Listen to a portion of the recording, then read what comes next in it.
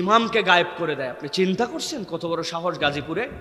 যে ইমামেরা ইসলামের পক্ষে কথা বলছেন, যে ইমামরা হিন্দুত্ববাদের সেই সকল উগ্রতার বিপক্ষে মুসলমানদেরকে সতর্ক করছেন, হিন্দু যুবকরা মুসলমান নারীদের সাথে বিভিন্ন ধরনের প্রলোভন দেখায়া শয়তানের ফিতনায় ফেলায়া এই সমাজকে যারা উগ্রতার দিকে নেওয়ার জন্য চেষ্টা করতেছে, এই সুন্দর দেশটার মধ্যে নানান দিক থেকে ক্লিক বাঁধায়া সাম্প্রদায়িক উস্কানি ছড়ায় দিয়ে এই দেশের মধ্যে বিভাজন ছড়ায়া আবার মনে করতেছে আমরা ব্যাক করব, আবার তাদের উপরে চেপে বসবো।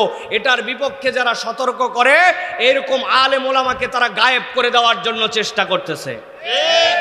আমরা দ্ব্যর্থহীন কণ্ঠে জানাই দিতে চাই, আলেম ওলামারা যতদিন বেঁচে থাকবেন, ইসলামপন্থীরা যতদিন এই দেশে সজাগ থাকবেন, ইনশাআল্লাহ ষড়যন্ত্রকারীদের কোনো ষড়যন্ত্র এই দেশে সফল হবে না। আপনাদের ষড়যন্ত্র সফল করতে হলে কমসে কম এই দেশের 4 লক্ষ মসজিদের 8 লক্ষ ইমাম মুয়াজ্জিনকে শহীদ করে তারপরে এই দেশে আপনাদের ষড়যন্ত্র সফল করতে হবে। এই জন্য যে সকল ইমামের বিপক্ষে আমরা দেখেছি যে তারা ষড়যন্ত্র করে, তাদেরকে গুপ্ত চিঠি দিয়ে তাদের সতর্কতা, তাদের সমাজ সচেতনমূলক বক্তব্যকে থামায় দেওয়ার জন্য ধৃষ্টতা দেখাচ্ছে, তাদেরকে গায়েব করে দেওয়ার চেষ্টা করতেছে। আমরা সরকারের কাছে আবেদন জানাচ্ছি, অতি শীঘ্র এগুলার বিপক্ষে ব্যবস্থা গ্রহণ করেন। সরকার চাইলে সব সম্ভব, নচেত কিন্তু এদেশের তৌহিদি জনতা এইগুলো সহ্য করবে না, ঠিক না? আমরা অনেক অনেক সবর করে আছি, অনেক ক্ষেত্রে আমরা সবর করে আছি, এবং আমরা লজ্জিত যে বিগত সময়ে আমাদের কাঁধের উপরে বন্দুক রেখে নানান ধরনের কিছু বাস্তবায়ন হয়েছে, অথচ ন্যূনতম একটা দাবি ছিল মুসলমানদের, যে মুসলমানদের প্রাথমিক বিদ্যালয়ে, মুসলমানদের মাধ্যমিক বিদ্যালয় যেগুলো স্কুল আছে এইগুলাতে একজন করে ধর্মীয় শিক্ষক নিয়োগ দেওয়া হোক, যারা ওযু শিখাবে সন্তানদেরকে, কোরআন শিখাবে, তাওহীদ শিখাবে, রিসালাত শিখাবে। আপনার আমার ট্যাক্সের টাকায় পড়ানো হয়, 95% স্কুলের সন্তানরা মুসলমানের ঘরের সন্তান হয়, অথচ আমাদের এই যৌক্তিক দাবিকে পাত্তা দেওয়া হয় নাই। আজ পর্যন্ত 65,000 স্কুলে আমাদের দাবি ছিল একজন আলেম শিক্ষক নামক দেওয়া হোক, এইটা পর্যন্ত দেওয়া হয় নাই। যাদের রক্তের উপরে বসে তারা আজকে উপদেষ্টাগিরি চালায়, দেশ চালায়, অথচ তাদের এই দাবি মানা হয় না, ঠিক না? দুঃখ কোথায়, লজ্জা কোথায়? আপনি একবার কল্পনা করে দেখেন যে আমার সন্তান কার কাছ থেকে ইসলামিয়াত শিখবে? আমার সন্তান স্কুলে পড়ে, আবার একজন প্রাইভেট টিচার দেওয়া লাগে তার কোরআন শেখানোর জন্য, প্রাইভেট টিচার দেওয়া লাগে তার দিন শেখানোর জন্য, ঠিক কিনা?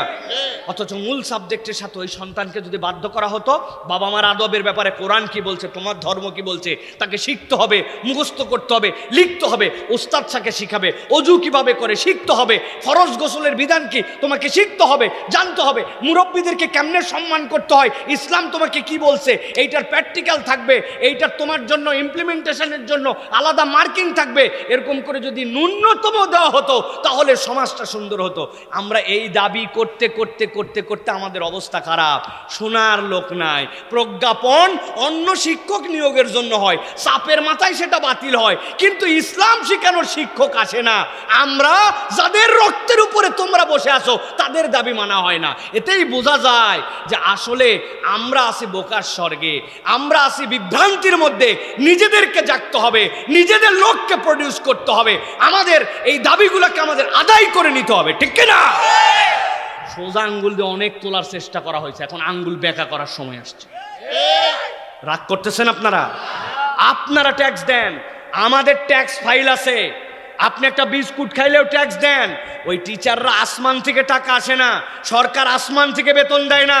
আপনার সার কিনছেন যেটা, আপনি লুঙ্গি কিনছেন যেটা, মোবাইল কিনছেন যেটা, মোবাইলে যে 100 টাকা ভরাইছেন 15 টাকা ট্যাক্স দেওয়া লাগছে আপনার। আপনি 85 টাকা খরচ করতে পারেন, বাকিটা পারেন না। আপনার আমার টাকা দিয়ে আপনার আমার সন্তানকে পড়াবো, তোমরা দাও না কেন? বোঝা যায় ষড়যন্ত্র অন্য জায়গা থেকে হয়, ওই ষড়যন্ত্রের বীজ দাঁত ভাঙতে হবে। এই জন্য আমরা বলতে চাই, আমরা সচেতন না হলে এই সমাজ জাগবে না। তরুণরা, ইয়াংরা, যুবকরা ইসলামকে পছন্দ করে, ইসলামের সৈনিক না হলে এদের বিষ দাঁত ভেঙে দেওয়া যাবে না। আল্লাহ আমাদেরকে বোঝার তৌফিক দান করে।